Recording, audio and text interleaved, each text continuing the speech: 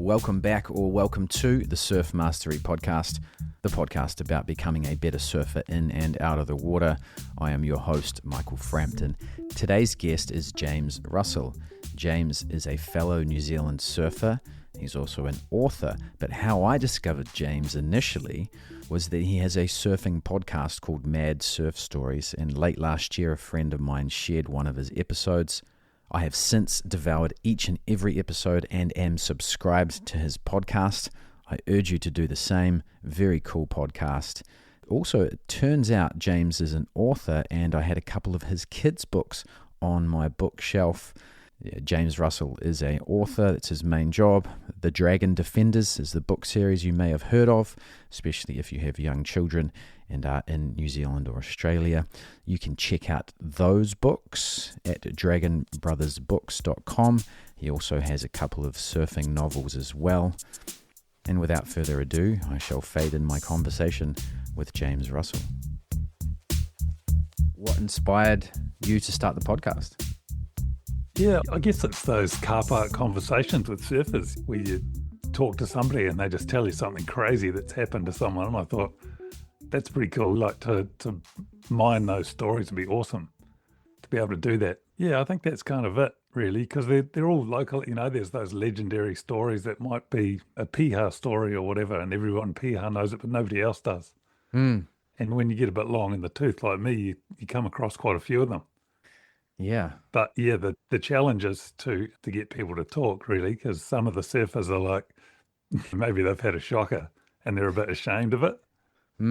So that's the challenge, really. But actually, it's been really interesting because a lot of the kind of stories, there's been some quite good lessons come out of them, I think, for listeners or for me or for whoever.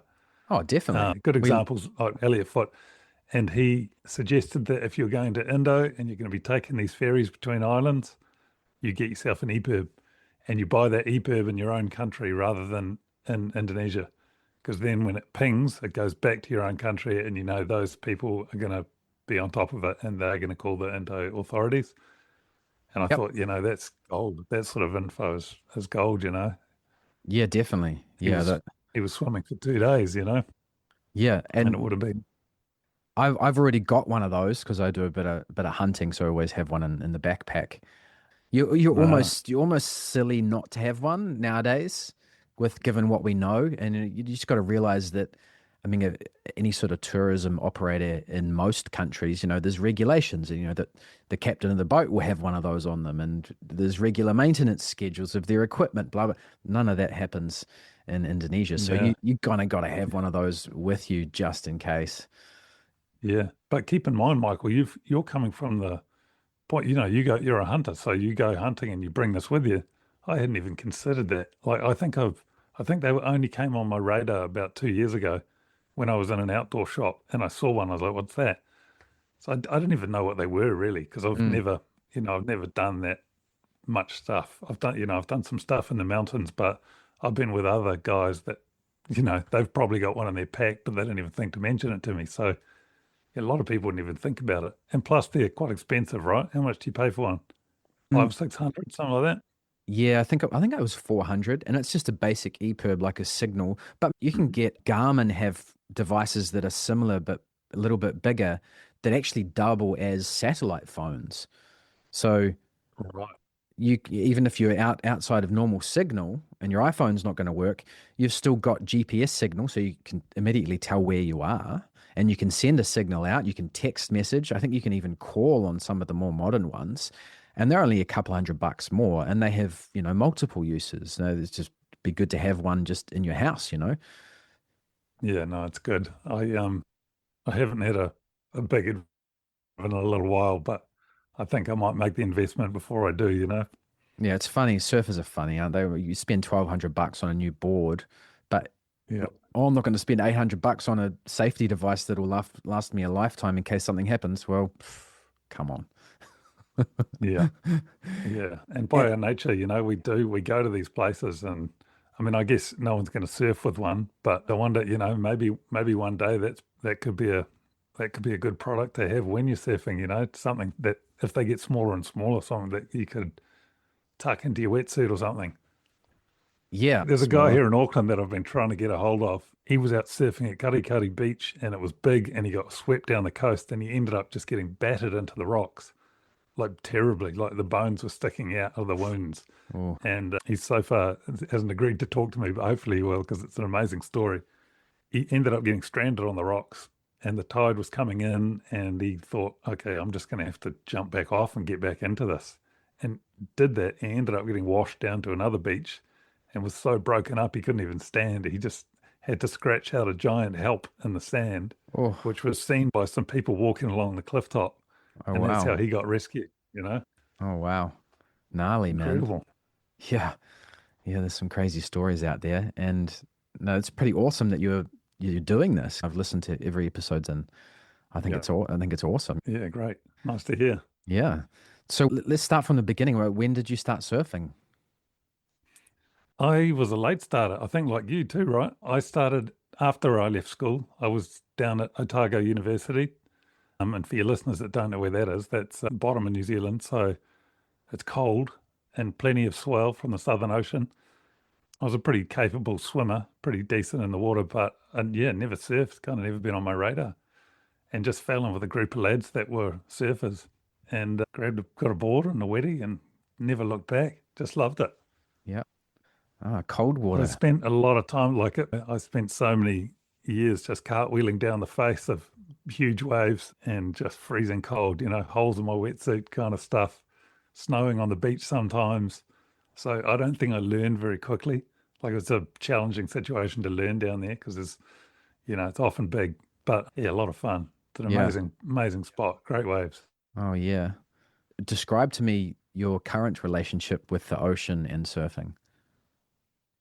Well, I'm a writer, an author. So I've primarily of children's books, but these two here I've got two novels for adults as opposed to adult novels, but those are both surf novels. And they were my lockdown project, really, during COVID. And because I'm an author, I can drop everything and go surfing whenever I like. I'm full time, so I tend to do that. And then I might work late at night or on the weekend or whatever, but if the surf's good, I can go. So living in Auckland means you got access within an hour to both coasts, which is cool. We haven't had much on the East Coast lately, but West Coast is pretty consistent. And weirdly, you'd think that Auckland would be quite crowded, but there's so many options, so it's actually not too bad. You can usually find a wave on your own or just with a couple of others. So yeah, it's good. It's a good place to live. It's not incredible surf, but yeah, it's pretty good. Yeah. I lived in Auckland for a couple of years and got heaps of good, relatively uncrowded waves. Yeah, Yeah. yeah. I've got a few secret spots. I've got one on the East Coast that you can only get to by boat. So when there's swell, I'll go there. Yep. And I've never surfed it with anybody else. So that's I find the older I get, the less or the more I avoid crowds. So I don't tend to go to Raglan or any of those places very much. Just look for the spots that I know will be good. And I don't mind if they take me a little bit of extra time to get there, a bit of a hike or a boat ride or whatever. Yeah. So it's worth it. And plus Yeah. I've got the time and the means, so it's good. Yeah. Adventure surfing. Yeah. Yeah. I should get the EPIRB right. Oh, I went surfing at the spot on the West Coast and I was on my own. It was cooking. It was really good. And just small but really punchy and then I looked back on the beach and the beach was kind of a long way away. It was a long flat beach and then suddenly drops off. I saw this log, what I thought was a log, and there was heaps of seagulls on top of it. And I thought, oh yeah, well, that's interesting. And then all these people came around the headland all wearing hazmat suits and carrying these big, machetes and all kinds of stuff. And it turns out the log was an enormous sperm whale that had washed up on the beach. mm. And one of my mates is a shark specialist and a underwater cameraman. And he told me, he said, don't surf there for the next month or more. Because when the whales die on the beach, all of the kind of juices flow down into the sand and leach out into the sea. And the sharks just love it. Oh, And yeah. I've seen sharks a couple of times at this place before, but it was again a bit of a learning for me. I had no idea that that was the case. That yeah, I mean it makes sense really, but I didn't. I thought if they're washed right, it was right up past on the high tide mark. I thought if it was up there, all good, you know. I never really thought of the breakdown of the animal and how it goes out to sea, you know. Yeah. Yeah, there's another good. I didn't know that either, actually. Yeah. Yeah, avoid it. Avoid it until it's long rotted and gone, you know. Yeah.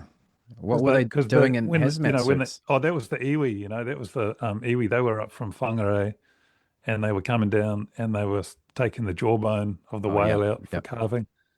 But all the big chunks of blubber just get buried on the beach, so that all just breaks down and seeps out into the water. Oh, gnarly. So, do you have any personal mad surf stories? Nothing crazy, just the normal getting whipped out in a rip and freaking myself out for 20 minutes until I figure out a way to get back in, just stuff like that, you know. Yeah. A few rescues of overturned kayaks and bits Oh, and yeah. pieces, but I reckon most surfers have saved a few people, you know. Mm. And in fact, I don't know if you listened to my episode with Will Allen. He was a doctor, he was a trainee doctor at the time in Dunedin and a surfer. And he did this incredible rescue off Tyree Mouth where they were just about to get in the water and they saw there was an upturned boat and they went out to it, rescued a mum, a dad, and there was a young 12-year-old girl whose life jacket, the boat was completely upside down. Her life jacket was caught on something in the boat and he had to free her up and then mouth to mouth with her on the way and CPR on the way back to shore.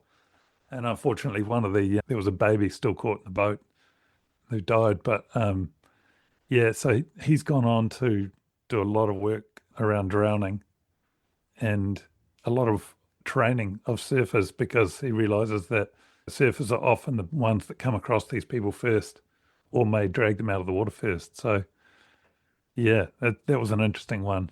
And I think, you know, it's like, I mean, I guess most people do a first aid course probably from time to time, you know, but as a surfer, having that stuff and having that knowledge is, you know, good chance you'll get to use it at some point. Yeah, I did all that stuff. As a qualified surf coach in Australia, went through all that stuff, and then of course the breath hold training stuff for bigger waves. A lot of that's sort of incorporated in it too. So I've never had to use it. I don't think per se. I can't think of an instance where I have had, but invaluable information to have for sure. Because otherwise you just feel helpless, right? And that's even Yeah, worse yeah, potentially. But yeah, that was for a gnarly, sure. Yeah. there's a gnarly story. Yeah, I listened to that one on the weekend actually. I've listened to all of them Yeah, now. there's been So some pretty heavy kind of psychological implications from a lot of these guys that I've spoken to. Daniel Poole, who was caught in the Indian Ocean, the tsunami, the Boxing Day tsunami, mm, when he was kind of looking after his group of people and he had to walk past a bus that had been overturned, possibly with people in it, you know, and he still thinks about it to this day, whether he should have peeled off and tried to help those people rather than looking after his own group, you know, because he was kind of leading them really and looking after them. yeah. Um, but yeah, a lot of hard stuff to deal with, you know, and Will Allen having to deal with the loss of that baby. Yeah, it's heavy. Some of the stories have been so heavy, like they've gone a whole lot deeper than I ever kind of thought, you know. Oh yeah, some I need to get a few more people that just have tales of awesome exploration. I don't know, maybe taking a yacht through Indo or something like that, or traveling the African coast or whatever, because most of them have been pretty heavy disasters, really. yeah, they have been. Yeah, but they're good. Like what's the South Yeah, African guy who was like his was the most gnarly, right? I reckon in yeah, terms of Brett survival. Archibald, yeah, Yeah, his survival story. Wow. Like and he's yeah. Well, such a good Elliot and storyteller. his mates, yeah, Elliot and his mates had surfboards, and they did 2 days, and he didn't have one, right? So he just fell overboard when he was throwing up on deck from a bad calzone, and then he Yeah. blacked out and fell overboard. It's terrible. Oh My yeah, what a goodness. oh his uniqueness of character is probably what saves him ultimately, right? Yeah, yeah. He would give up, and then he'd go, "No, I'm not giving up," and he'd swim to the surface again. You know, Yeah, it's and just incredible. yeah, and even the doctor said like purposely swam into some jellyfish because he wanted to give up, and that's that allergic reaction gave him an adrenaline rush, which then made him fight again. Yeah, And, it sends yeah. you on things like that. Like what a I story. came across his story on another podcast, and yeah, I was blown away by it. But it was called and it's a good one to listen to. It's called Real Survival Stories. Don't know if you come across it, but guys getting caught in the mountains, or they're hang gliding and their glider gets blown up into a cloud, or all this mad stuff. It's really good. But the host of that podcast, this guy John Hopkins, he pretty much tells the story and then just drops in little bits of recordings from the person they happen to. But I really liked Brett telling that story in his own words. He's quite a character, and he's a good sense of humor, but he's just to hear, that's the thing. Like those stories in the car park, when you hear it from the horse's mouth, it's just like, whoa, it just blows you away. Oh There's yeah. another guy, there's another guy I want to get hold of that I don't even know his name. I haven't been able to track him down. Like this I don't think it ever made the news or anything, but there's a place called Lake Ferry up in near Palliser Bay, bottom of the North Island. Yep. And I don't know if you've ever been there, but it's just the Yep. steepest, gnarliest beach. And when the waves, like, you sort of need the water to empty out of this lake to create a little bar for the waves to break on. And then that'll get blocked up again and the waves will wash this bar away. And then it's just pounding on the beach. But the problem with it is, like, the waves can be amazing, but the problem is when you go in, because the beach is so steep, the waves just rear up right on the beach, slam into these stones, and then suck back out. So you got to time it perfectly to get up the beach. And I had a friend that went out on like a 3 foot day, 3, 4 foot day, and he said it took him 20 minutes to get in. And there was a guy that went out, it was like 8 foot, and he just couldn't get in. And he was out there for hours. His board broke, and then people chucked him another one, and it was just mayhem. And he couldn't get in. I think they sent a chopper to get him out of the water in the end. Like, Oh no, he wow. couldn't get in. Yep. Oh Crazy wow. stuff. So Yeah. if you hear of him, tell him I want to talk to him. Yeah. Or maybe he's listening in and he'll reach out. Yeah, yeah, We surf, there's a similar, not as, the beach isn't as steep here along Marine Parade, but it is very steep shingle. And we have river mouths yeah, that when the river floods, it pushes a U-shaped barreling wave or bar out there for the waves to barrel on. And the waves get yeah. really, I've really, surfed. really I've good. surfed. I know the one you're talking about. I've surfed for that one. There's a good story there too. Well, a young fellow who got whipped out in the river, and they picked him up 17 kilometers out to sea. Oh, He's wow. yet to talk to me too. Yeah. Oh, okay. Oh, wow. You haven't heard that one? I thought that was legendary in your area. Oh, it doesn't ring a bell, but I'm not surprised. And Yeah, it's well, it was crack of dawn, you see, and he was on his own, and it had been pouring with rain, and the river was honking. You got to swim across the river or paddle across the river to get to this break you're talking about. yeah. And he just didn't make the other side. He just woof gone. Yep. And next Oh, thing, and it was just howling offshore, and he was almost blind when they picked him up. There's some footage of the helicopter coming to get him. So someone was filming as they came in to pick him up, yeah. and he was 17 k's offshore. Oh, And he wow. tried to paddle to Cape Kidnappers and tried all kinds of stuff and just got nowhere. Oh, gnarly. Oh, yeah. There's a lot of water coming out of those rivers when they flood, man. Yeah, Yeah. I learned a but pretty hard lesson you there. need the water for the bar, don't you? Exactly. Have you? Yeah. Oh, yeah. When I was younger, I remember pulling up to a river mouth and it was flooded and there's a nice swell running and the waves looked like they were pumping, like just top to bottom barrel, like pitch black inside the barrel. That's how, you know, Yeah, like the kind of pictures you draw at school. yeah, And there was no one surfing. And I was like, okay, I'm out there. And I'd probably only been surfing for maybe 3, 4, maybe 5 years. And this was back when I was young.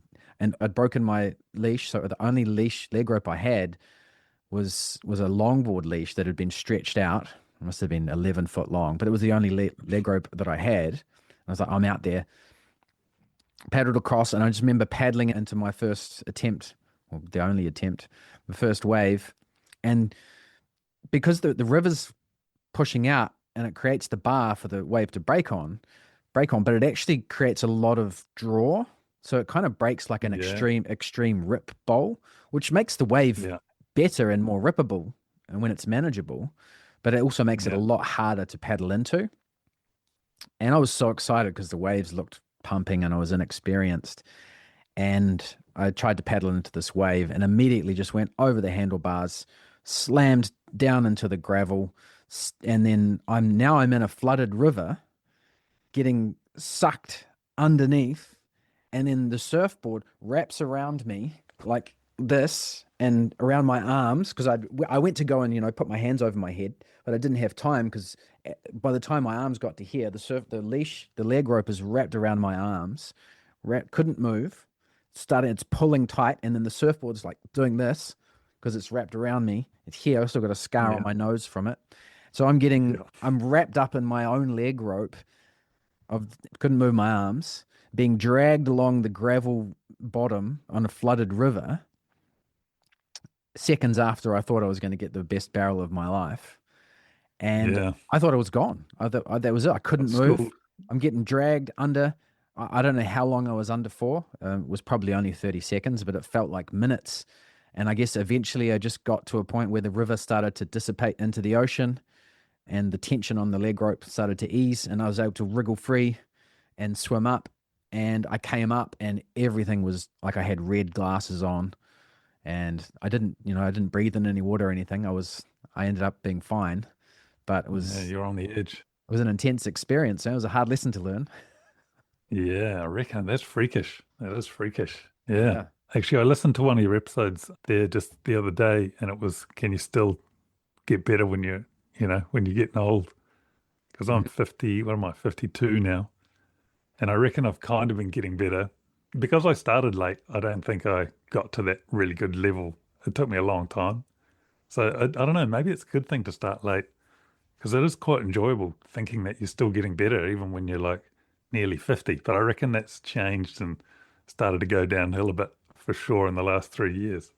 But your episode was quite inspiring. But I got two boys, one's 18, one's 16, and they like a bit of juice now, And the last time I went out with the two of them, it was big, it was grunty, and I got absolutely owned.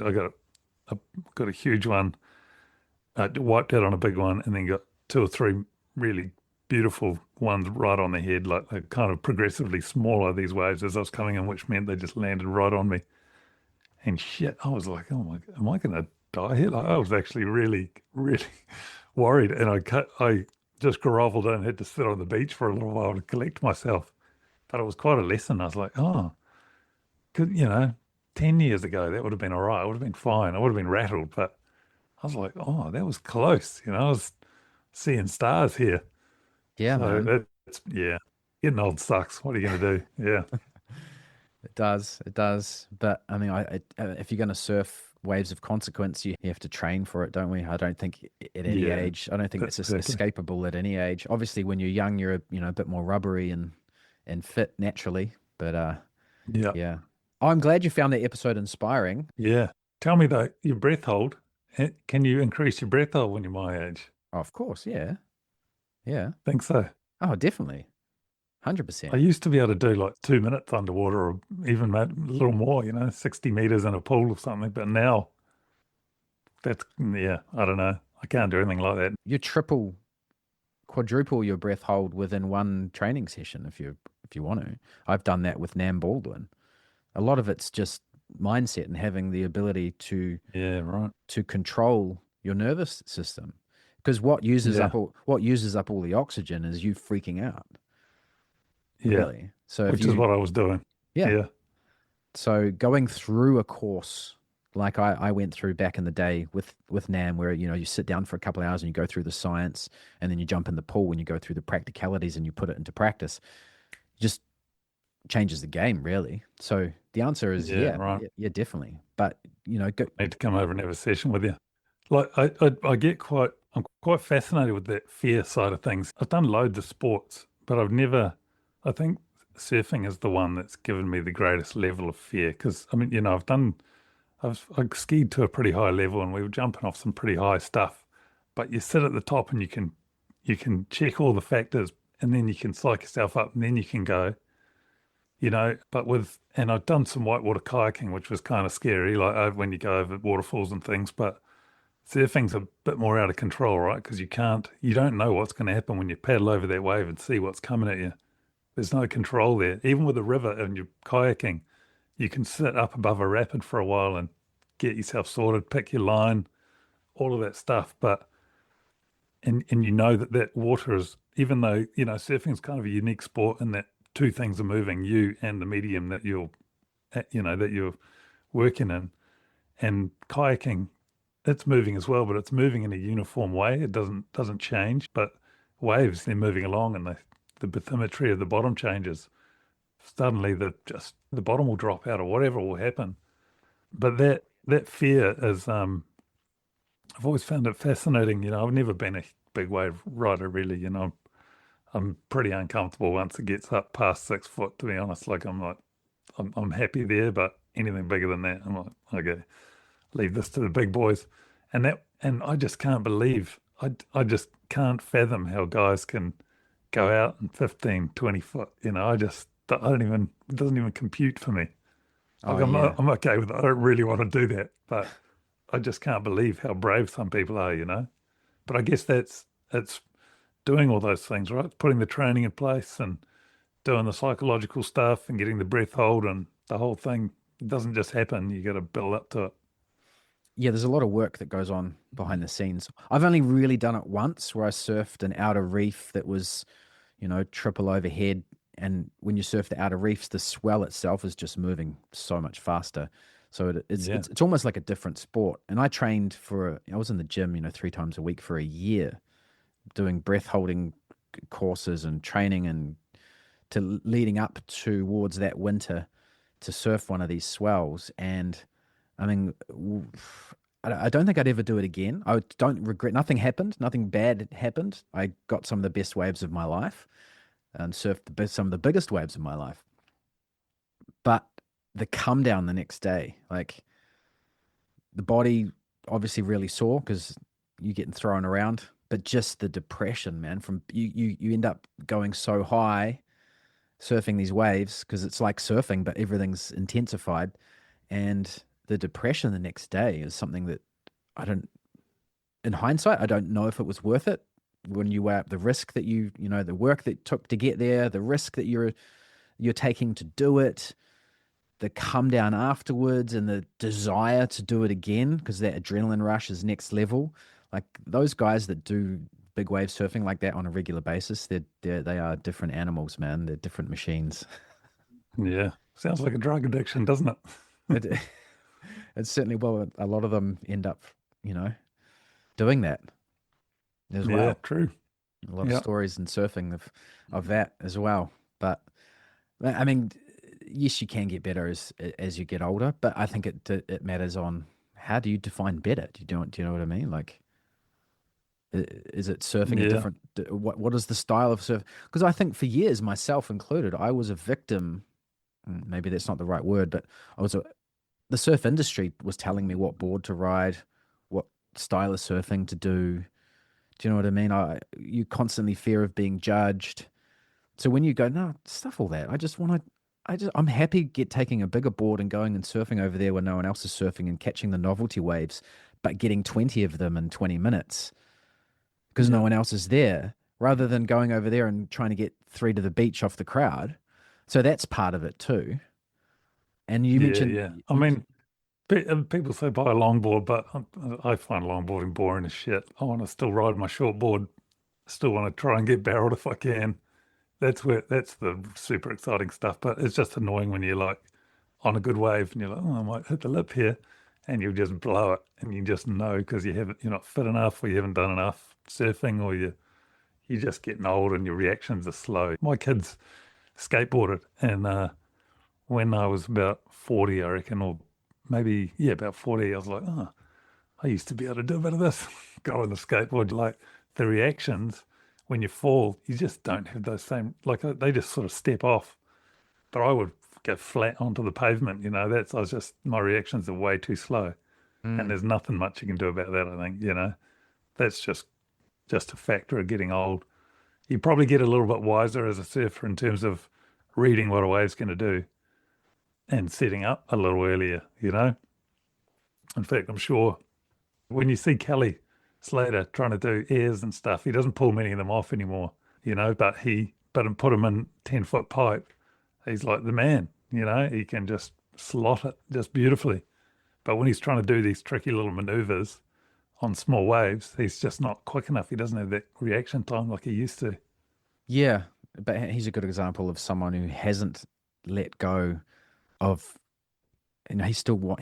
I guess, there's probably a small part of Kelly Slater's that still wants to be able to beat Felipe Toledo and be as fast and Yeah, as quick as him. yeah.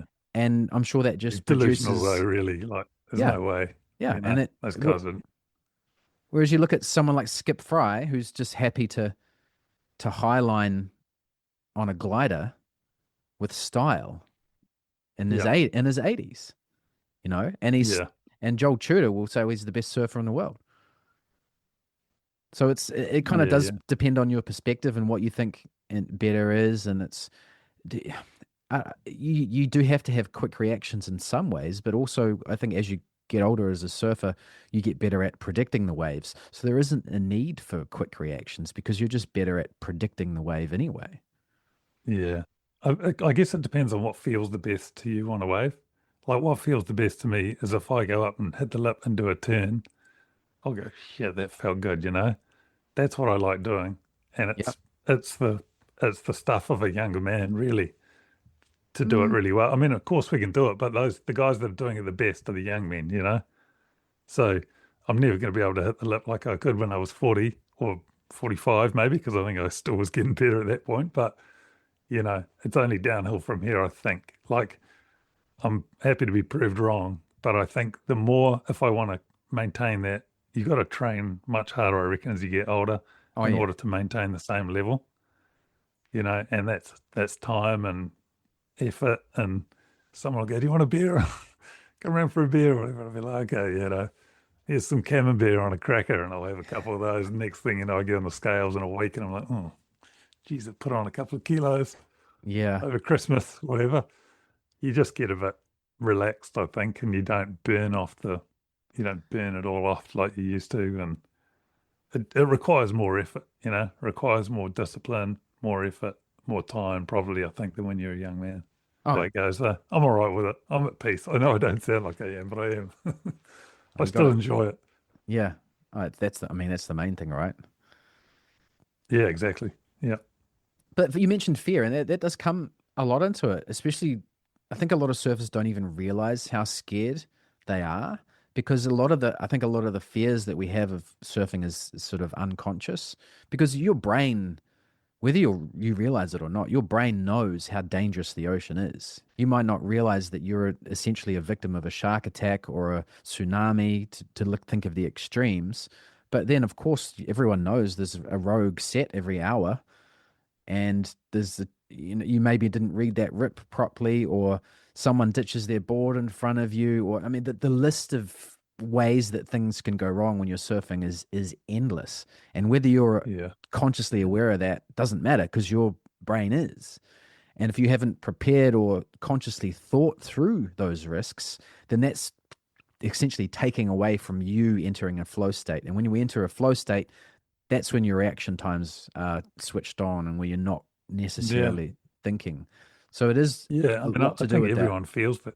Yeah. And you feel that sometimes when you surf, right? Sometimes it'll be big and I'll go to paddle in and then I'll pull back and I'll be like, oh, what do I pull back for? I know that I'm scared. Like, the bottom's dropped out and I'm looking at it. You can see the reef and I'm like, holy shit. But then other times you're just like, you don't seem to feel any fear. Like, and your feet hit the middle of the board every time and it doesn't seem to make much sense. But I know what you mean. That flow state is awesome. And it's kind of I guess it's one of those things that it's one of those reasons that we keep coming back. Surfing's like, there's so much hard work for kind of small reward. I mean, it's not small reward, but those times that you hit that flow state or get that perfect wave or get barreled are so, for me anyway, they're so rare that it's like a gem. It's like a golden moment. It's like, oh my God, it's amazing, that happened today. You'd be buzzing for days after it, after one, it could be one good wave. And I've Yes. got this really weird, I've talked to my mates about this. It's kind of weird. I can remember waves from when I was 18 or 19 or, all of, for the last 30 years, I can remember particular waves that I've had. And I tell them, they're like, what are you talking about? Like, I can't remember individual waves, but I can remember those waves. It's really weird. But it's just those times where everything comes together. You're like, whoa, I surfed that like a guy that's been much better than me, And that just like gives you that little glimpse of what might happen a bit more often if you keep going. Yeah. And yeah, you keep going. Sounds a bit like a drug addict, doesn't it? Yeah, but it's a healthy addiction. Well, if you can Yeah, of manage it. course it is. Yeah. No, We're I'm the terrible, same. selfish creatures, though, that's for sure. Like, as a, I'm sure so many surfers will relate to this. Your missus will go, oh, where are we going on holidays this summer? Should we go there? And you're like, there's no surf there. We're not going there. You go, oh, yeah, that sounds all right, but what about this? And you'll manipulate and you'll squeeze and you'll suggest and you'll go, oh, there's no batches available there. We better go to this other place instead. And we leave it too late, so there's no accommodation or whatever. But we're terrible, manipulative, like drug addicts are. Oh, that's all right. It's surfing. It's got to be done. You got to have something, right? Yeah, yeah. I do feel sorry for all those, women and men that have to suffer for their surfer in their life. Well, most people like the beach, right? Of course, yeah. Yeah, there you go. That's Hi, that's all. Evan. We've got all these incredible, like, great walks in New Zealand, like world-renowned walks. I haven't done a single one of them because for the last 30 years, anytime I get a bit of time off, I go to the coast. Haven't done a single walk. Milford Track, the Root Bend, not a single one of them.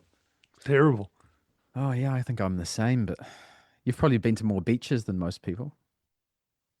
Yeah, I'd say so.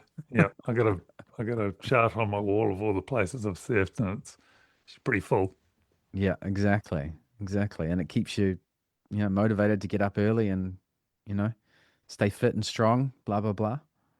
Yeah, yeah, So, and it's that quest to find that empty wave, that perfect wave somewhere is just so strong, like without anyone else around. Actually, that's so the my book Mine. That is that's kind of the motivation behind it. So have you read this? no. Have you read? So Nope. mine is, I don't know if you remember, about 6 or 7 years ago, there was a guy called John Chow, and he was an American missionary, and he went to this island in the Indian Ocean called the North Sentinel Island. Do you hear of this? Nope. So North Sentinel is this tiny little island in the Andaman Sea, oh, Indian Ocean, yeah, Andamans, and it's part of that group of the Nicobar Islands, and it's so they reckon the people that live there have been there 60,000 years without any human contact from the outside, or very little. So John Chow went there because he heard about them and he thought, well, they need to be, I'm a missionary, they need to be turned to Christianity. He turned up and they murdered him on the beach. And the Indian government, which administers that part of the world, wouldn't even pick up his body.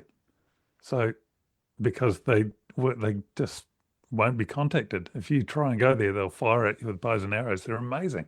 When I heard about this, I just went down this rabbit hole.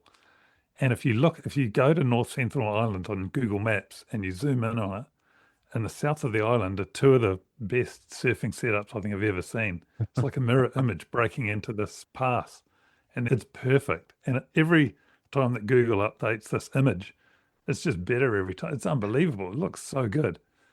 So I was like, whoa, this is a good setting for a book. But I had to come up with this. So I came up with this Aussie guy whose his life's kind of turning to shit in Aussie, and he's goes to Indo and he's just sickened by the tourists and the crowds and the filth, and he just keeps going up the archipelago, and he ends up going to he meets this fisherman who brings him to North Sentinel, and then I had to come up with this premise that would be believable why he would not be killed if he ended up on the island. And I won't tell you what that is, but he ends up on this island in every surfer's dream of paradise with 9 different perfect waves on it, Wow. and chaos ensues. So it's quite interesting. Yeah, it's been an awesome kind of journey with that book. Like, I get told about people that have taken it on board their surf charter for 10 days, and it's gone through every single one of their mates as they're Cool. going around surfing these waves in this area. So, yeah, so that's one of the books. And the other one is Lines, which is set in Ireland, because I lived in Ireland for 8 years and kind of got a little bit involved in the surf scene there. I've set that one in a kind of, the backdrop is a kind of brutal Dublin criminal drug smuggling gang and the waves on the west coast. So, yeah, they've been fun. Oh, cool. Yeah, I think I've listened to a few chapters inadvertently at the end of your podcast. Oh, yeah, cool. I'll send you the book. I'll Cool. post it over to you. Yeah, cool. Is it the Aussie guy who came upon his father? I remember that chapter in the garage. Oh, right. Yeah. Gotcha. That was Yeah. heavy. That's from mine. That one's from Yeah, mine. yeah. Okay, yeah. That was Actually, weirdly, I think there's a movie coming out, a Kevin Costner movie called Headhunters. And apparently it's about a guy, a surfer in Indonesia, who's real sick of everything and goes and finds this perfect paradise island with perfect surf on it. Like, hold on a minute, that sounds like my story. So I'm waiting for it to come out before I sue, you know? You might get some royalties in the post. Yeah, hopefully. I doubt it. So do I. You gotta go to LA and pitch your idea. Yeah, too late probably. Yeah. There is some movie interest in the Lines book though. Oh, yeah. There's some people looking at making that to a film. It's kind of all I can say at the moment. And Yep. apparently if anything ever gets made into a film, it's a miracle. So I'm kind of crossing my fingers, but not really. We'll see. Yeah, I think it's a lot to do with who you know in the industry. Yeah. So It's getting the money. yeah, You have all the guys with the good ideas, but unless someone goes, yep, yeah, I'll give you the money. It's not going exactly. anywhere. Yeah, ideas are a dime a dozen, they say. And Yep. you only have to change something, 20% anyway, right? And then you lose all legal rights anyway. So Don't know about that. Yeah. I think that's Maybe the that case. Kevin Costner. Hopefully he only changed to 15%. I say he's smarter than that. Yeah. Or his lawyers are. Yeah. They certainly are. That's how the world works. Well, I encourage people to go out and listen to your podcast. Yeah. Thanks. Tell us what it's called and where to find it. It's called Mad Surf Stories. It's on Apple Podcasts. It's on Spotify and put them on YouTube as well. Awesome. I've listened to every episode and I'm looking forward to hearing more. Yeah. And actually, if anyone out there has got some mad surf stories, get in touch. I need some more. I've run out at the moment, so I need some more people to come and have a chat to me. Okay. Have you reached out to Rob Bain? Rob Bain, no. What did he do? He was surfing in New South Wales and jumped off his board, landed headfirst into a rock and basically scalped himself. Oh, that's not good. Yeah, I think he broke his neck as well. Well, it's been I interviewed him years ago. It's been a while. There's a mad surf story. Was he jumping off a rock or a boat? Yeah, no, just jumping off a wave. Oh, right. Yep. Oh, no, that's not good. Like Yeah. a flyaway sort of thing. Yeah. Because Yep. you often do that when you're like right at the end of the wave and you're like, oh, squeeze a bit more juice out of this. Yep. Next thing you know, like, oh, it's shallow. Yep. Tom Carroll must have some mad surf stories. Yeah. Oh, there'd be millions. There'd Yeah. be millions. I just need them to get in touch, really. Yeah. Yep. Okay, and how can they There get was in a guy touch? you can email me at james@dragonbrothersbooks.com. Yep, and So their if website's you the listen to same. the podcast, dragonbrothersbooks.com. Yep. And that'll take you to all of my books and stuff, but there's a contact form on there. Yeah. Yep. Oh, cool. I'm sure there's at least one person listening that is willing to share a story or knows someone they can share your email address or this episode too. So, yeah. Yeah. Awesome. Please do. Yeah, and I look forward to hearing more. Nice one. Thanks, All right. Michael. All right, James, thank you so much for coming Thanks on the for having show. me on. All right, sweet. Yeah. Thank you. Thank you so much for tuning into the Surf Mastery podcast. That was author James Russell, his podcast, Mad Surf Stories. Go and check it out. And if you want more surfing tips, go to surfmastery.com. There is plenty of free content as well as unique surfing courses. Make sure you're subscribed to this podcast so you do not miss an episode. And remember, this is a timeless podcast. If you're a new listener, there is an entire back catalogue of surfing wisdom to be devoured. Until next time, keep surfing.